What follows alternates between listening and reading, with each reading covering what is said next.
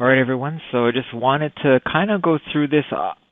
I personally, well, for all you guys who are going to join Bankers, you will have to do this anyway. But I kind of wanted to take this time to talk about how the seven-step process is pretty important. I know not all of you have gone through standard, I guess you could call them standard sales presentations or standard appointment process.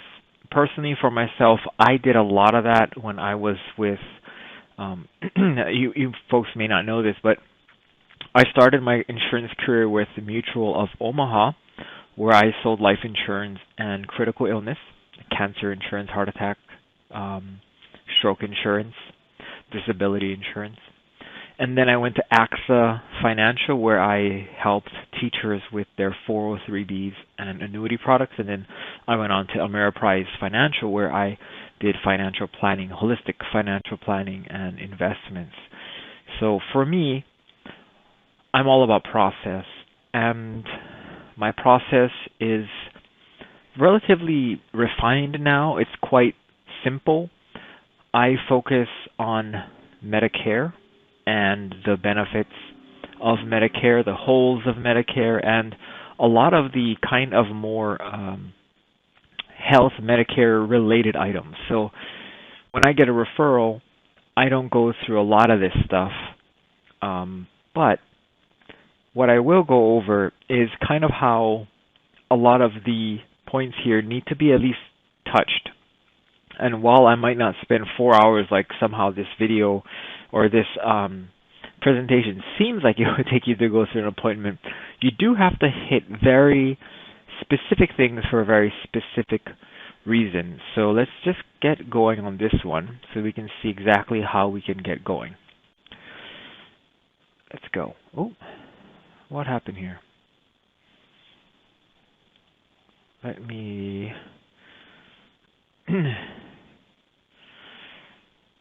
All right, so what are your biggest questions in the warm-up? And the warm-up is pretty much kind of like the rapport building of your presentation. A lot of times this will be the first time you're meeting with somebody, so it's going to kind of be where you get to know one another, you introduce yourself, you say who you are. But there's also other parts of this that kind of need to take place that maybe if you are new to sales and to the insurance and to financial presentations, you might not quite get yet. And this picture will kind of illustrate what I mean by all the things you have to kind of think about and consider when you are first initially warming up. And that's, you should arrange the seating. Now, for me personally, I don't do in-home appointments at all anymore. I do only Zoom, so it's very easy for me to be kind of where we see here number 2, where it's me and then the people I'm meeting with. So a lot of times it's me and then the persons who I'm meeting with if I'm doing a Zoom. Many times what I will do before I have the phone meeting, a lot of seniors I work with prefer just to talk to me on the phone. For whatever reason, they think the background is messy or something. So I'll send them my entire analysis via a video. They can watch that analysis, think up questions, and then when I talk to them, these questions can be addressed, things can be confirmed. I can clear up a lot of their, problems and their objections. Another thing you can do during this time is to find commonality. What does that mean? So for example, I play tennis. If they play tennis, we have some kind of a commonality there. Can make certain inferences. If we have pets, if we wear glasses, if we have any kind of, anything that is common ground that you can kind of talk a little bit about, just so that it gives you a little bit more memorabilia, so to speak. So I heard something today that was really important, and I think I kind of never thought about it this way. But when I learn information, a lot of that information, or the perceived value of that information, has a lot to do with my perceived assumption or value of the person who is providing that information. What does that mean? If I was just somebody on the street you've never met before, you never saw any of my videos, you never talked to me over the phone, you never met me in person, you never saw any of my YouTube videos, you may not think this video is worth watching. You may not think anything I say in this video is worth remembering.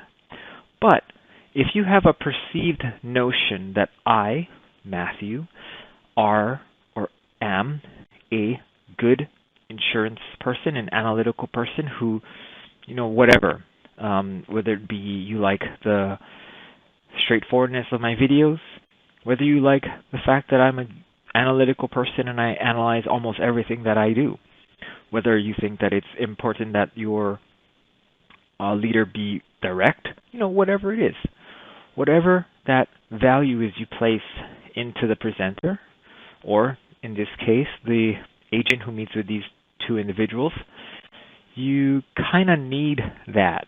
If you don't have that, then it's hard to remember, because our brains don't like data. Our brains like narratives. Now more than ever, you can see the stock market is full of narratives. And fortunately for financial media, because they get the news first, they can paint any picture they want on market data.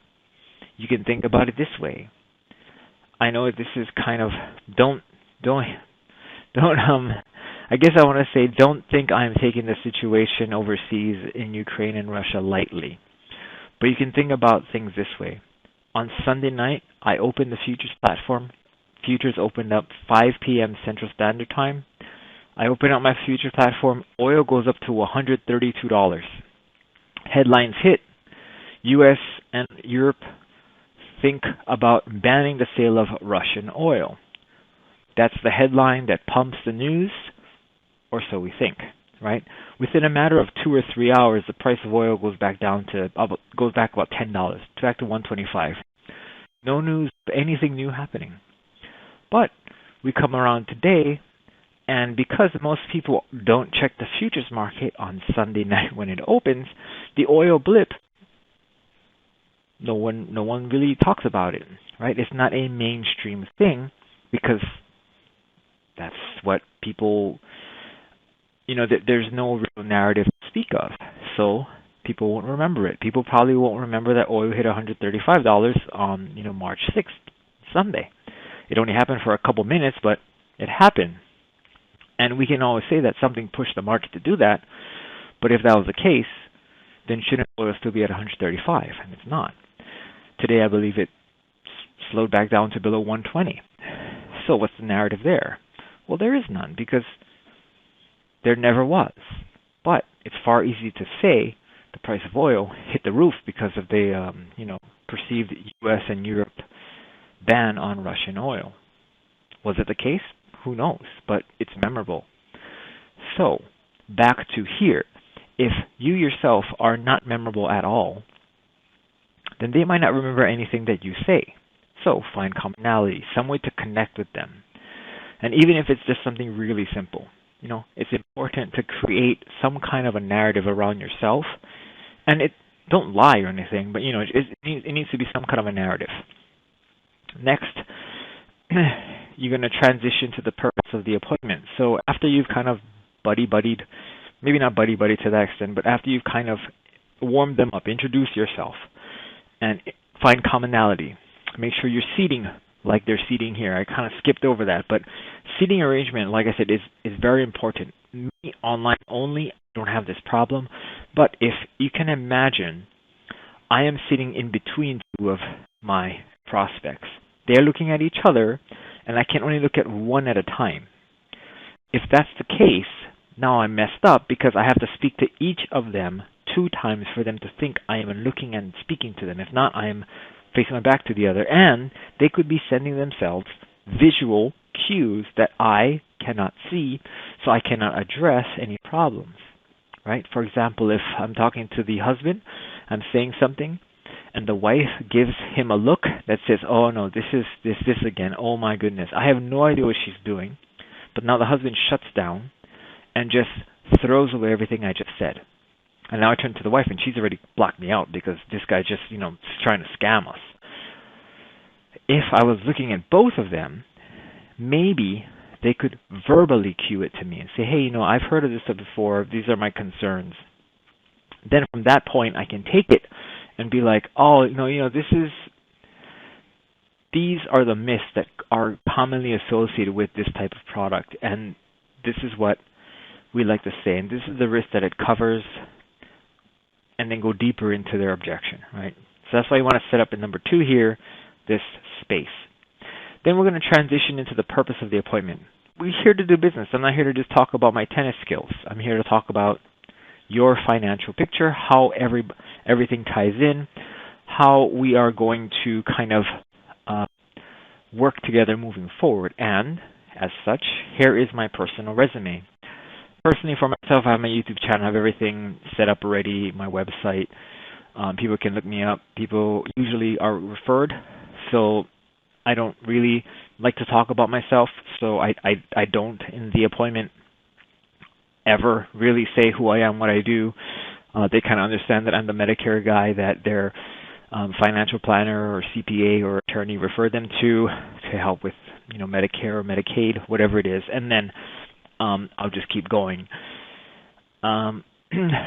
For newer folks and for people who are new, especially to this entire process, it's a good idea to kind of provide credentials, or at least provide credentials of the company that you're representing when you are there. For example, Bankers has like 140 years of history. North American Insurance Company has over 100. Mass Mutual over 100. New York Life has over 100.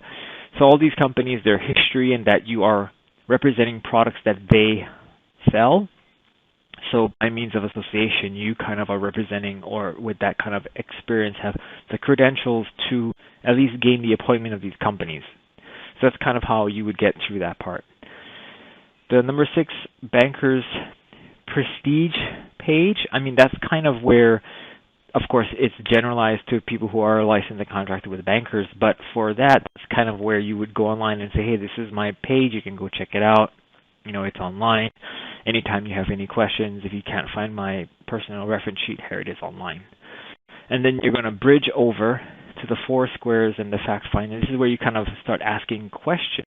So here we have a question about, again, I do apologize, the way that this thing shows up, it blanks what the actual word is, but these are, what happens if you decided not to warm up at all? What would happen? What kind of things would be problematic? And you can say, well, you won't have trust, no trust, you'd have no credibility, right?